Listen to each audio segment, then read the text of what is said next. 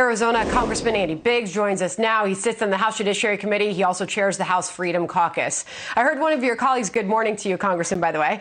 I heard one of your colleagues, Trey Gowdy, Friday evening with Martha say, why now? What's the answer to that? Yeah, I mean, it's really hard for me to get why now when this thing started 3 years ago.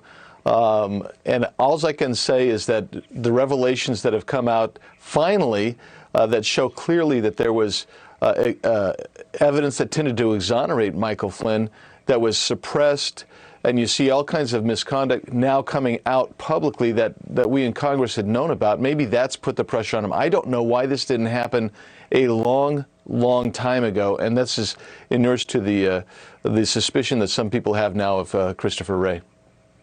So to be clear, this will be conducted internally by the Inspection Division. You have been on this for quite some time. Regardless of the timing of it, what do you think of this move by Director Wray?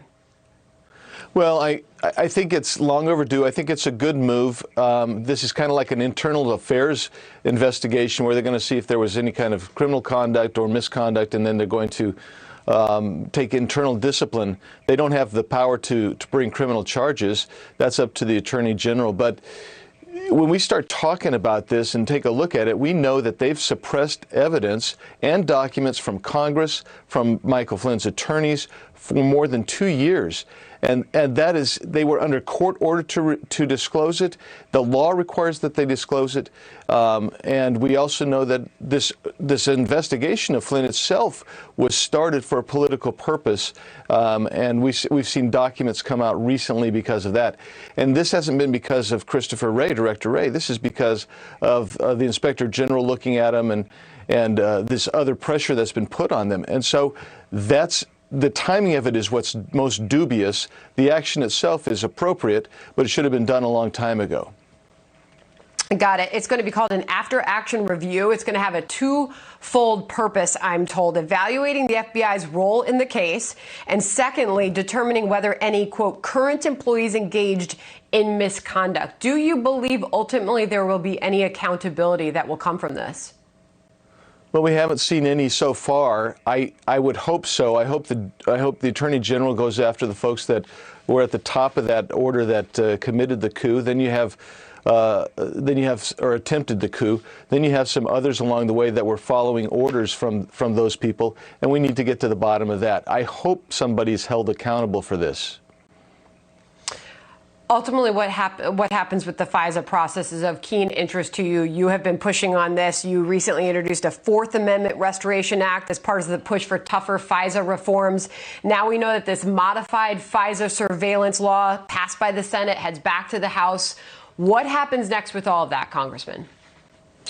Well, I would like to see my bill go through. It's not going to get a chance. We're going to have our first proxy vote series this week on the FISA.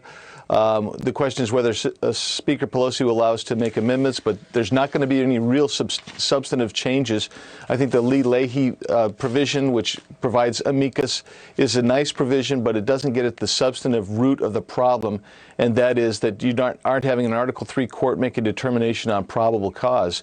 And what that means is that Carter Page, and this is the root of all this, Carter Page would have had the same lack of protections after this bill passes as he had before. In other words, there were no protections in place for somebody like a Carter Page. Okay, so we will continue following up on that. Meanwhile, final question to you on this letter that you have written now to the Internal Revenue Service. You are going after the IRS, expressing what you label as grave concerns about poor taxpayer services amid the coronavirus pandemic. You are hearing a lot of problems in your district about people being able to make phone calls to the IRS, get their paper returns done. What are you seeing and hearing, and what are you asking for?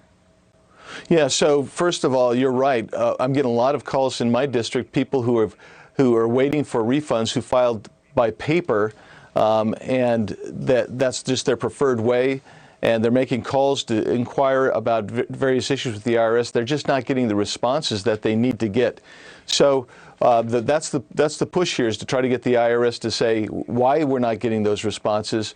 I know that they're inundated because they were the ones processing some of these checks that were going out to everybody in the country. But the bottom line is you have to take care of your root business, your foundational business, and that is the constituent service of getting back the refunds that are due to these people and responding when they have a question or a complaint. And they're not doing that. And so we're hoping that IRS will give us a reason why and step up their game. Okay, so no response yet, Congressman. No response. Yeah, no. That's a long way of saying no response yet, Sandra. I'm sorry. Got it. Congressman Andy Biggs from Arizona, always good to have you. Thank you so much. Thanks, Sandra.